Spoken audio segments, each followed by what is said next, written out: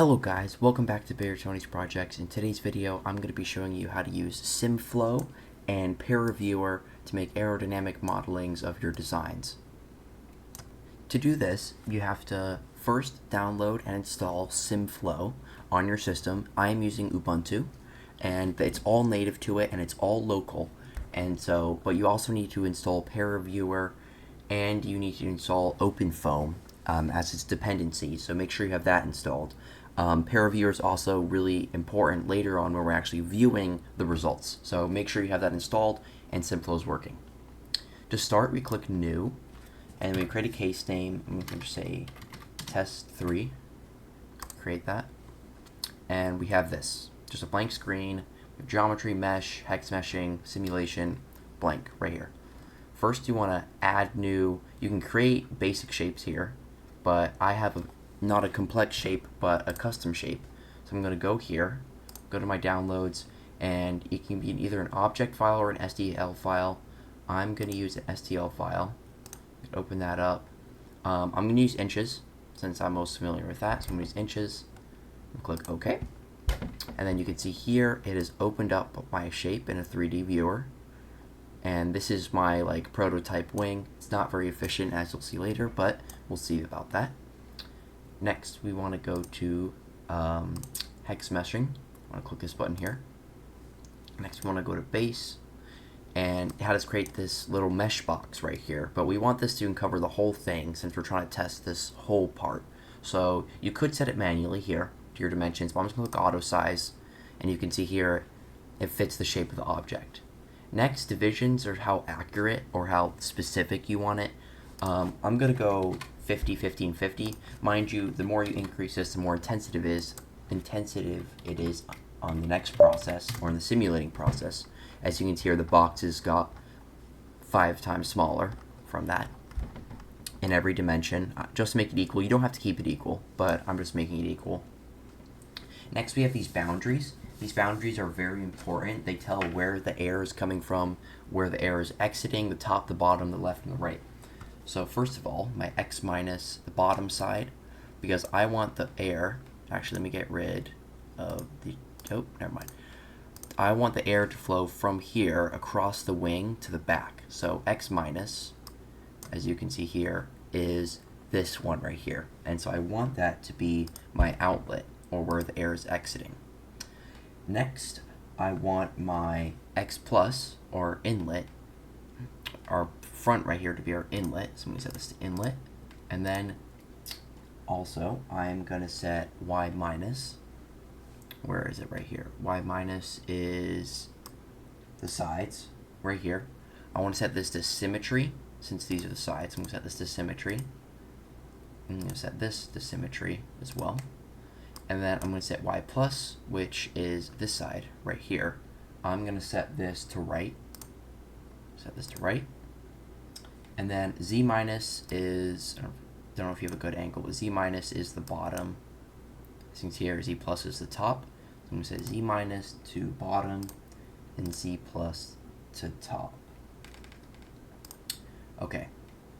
Next up, well, I actually have to change a couple things here. So I'm going to set z minus to wall, since we don't want anything escaping out the bottom. So we're putting this as a solid. Okay, next we go to our point. So our point is it just tells the simulation what we want to simulate inside this mesh. Now, you want to put your point inside this yellow box, but not inside this geometrical part, sorry, because we're not simulating the inside of the part, we're simulating the air going around it. So I'm going to move this point to somewhere in this box, but not in this geometrical object. So I'm clicking Control, using my mouse to scroll and move down just a little bit. And then, as you can see here, it's not exactly in the object, but it is in the mesh box. That's good. Okay. Next, we go to Mesh. And then if you did get the paid version, you can use Parallel. I do not. It asks me to get the paid version. Open the tab. But I just have to stick with a single CPU core, which does take a little longer. Actually, it takes a lot longer, but it's not really that much. I'm going to click Mesh, and then it's going to generate the mesh, and I'll see you guys when it's finished. Okay, as you can see here, the simulation has finished. It has created this box around the part right here. And we can actually view this. So we can unview the mesh, we can look at the part, we can see the mesh going around it. We can just look at the mesh, which is like a shape around the part right here. You'll see this looking very familiar once we go into the viewing stage, but right now we have the mesh built. Next, we go to the simulation side, and we want to go for, since we're simulating just air going around it, we want to go for single phase, then we want to go for low speed, steady state, and click apply. And then you can review this. Once we have this, we click apply. And now this opens up all these options right here. So first, I'm going to go to turbulence. I'm going to go to RANs, and I'm going to go to KWSST. Now this is just a stable version, so I like to use this, but you don't have to. It just depends on what you're doing, but I'm going to use this. Next, I am going to go to boundary conditions, sorry. And we have all these boundaries we set earlier, and now we're going to specify the ratings.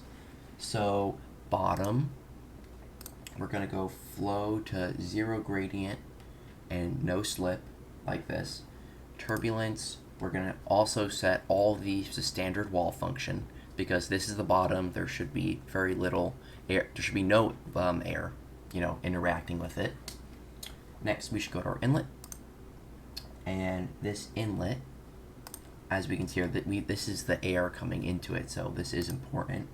We want to set the flow to 0 gradient, and this we want to set to, the service normal fixed value, and we set this to 20 meters per second. This is how fast your air is entering your object. I'm having it at 20 meters per second. You can make it as fast or as slow as you want. It will change your results slightly, but the proportions should be very similar.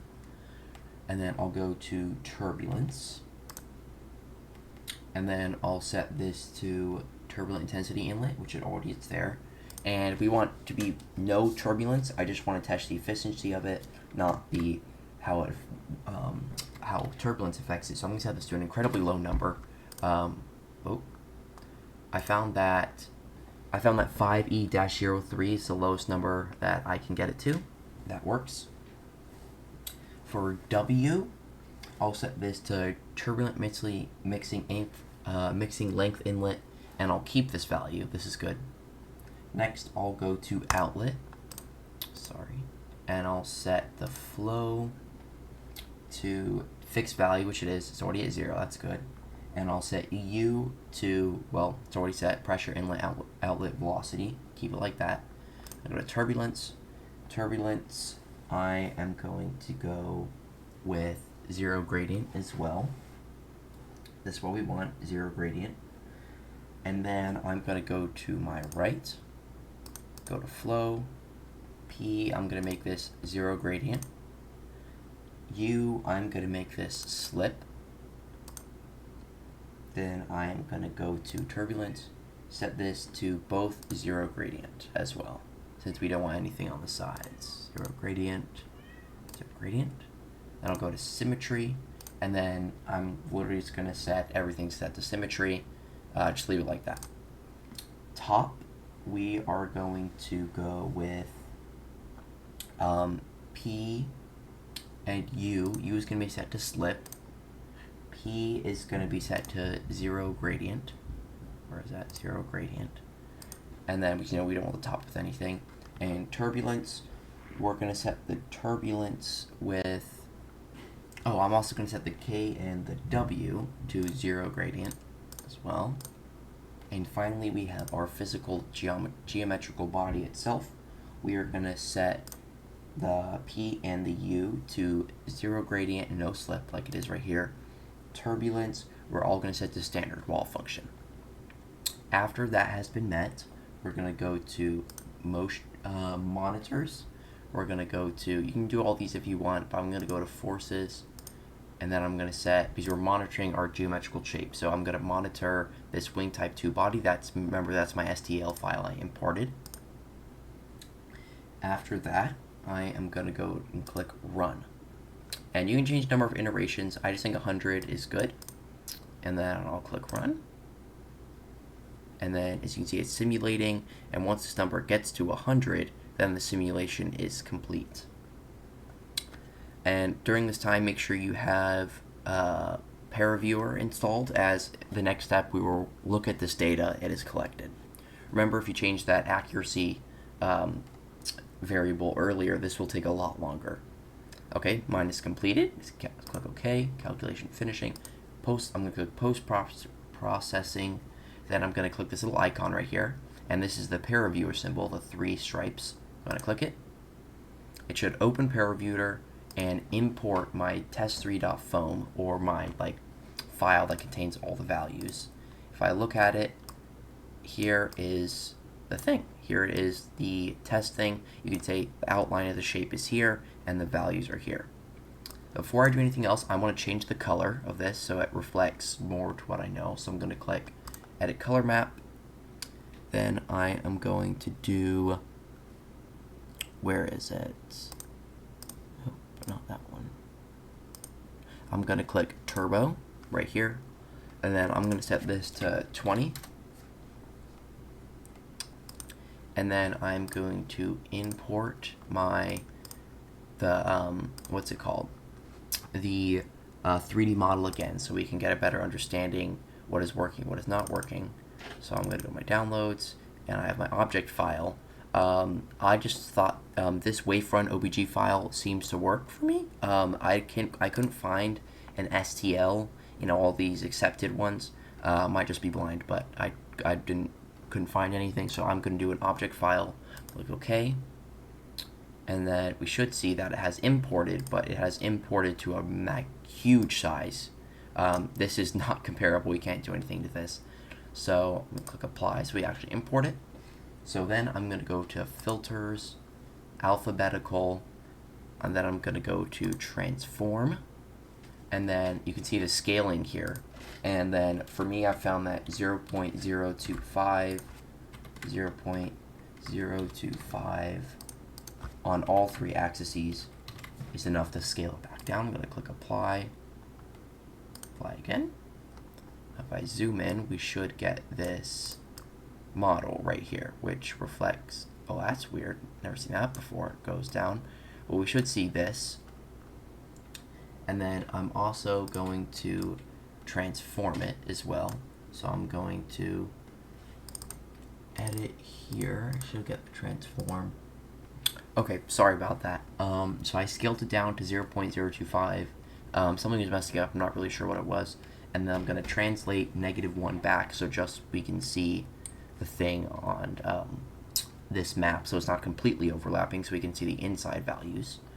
Click apply, and then there we go. That's now our shape. Now, and this is our map right here. So this is our efficiency map. So for me, obviously right here in the corner, the more red the color is, the more inefficient it is. So right here, it's quite inefficient for me, as this is a flat surface. Let me see if I can move that to a better angle.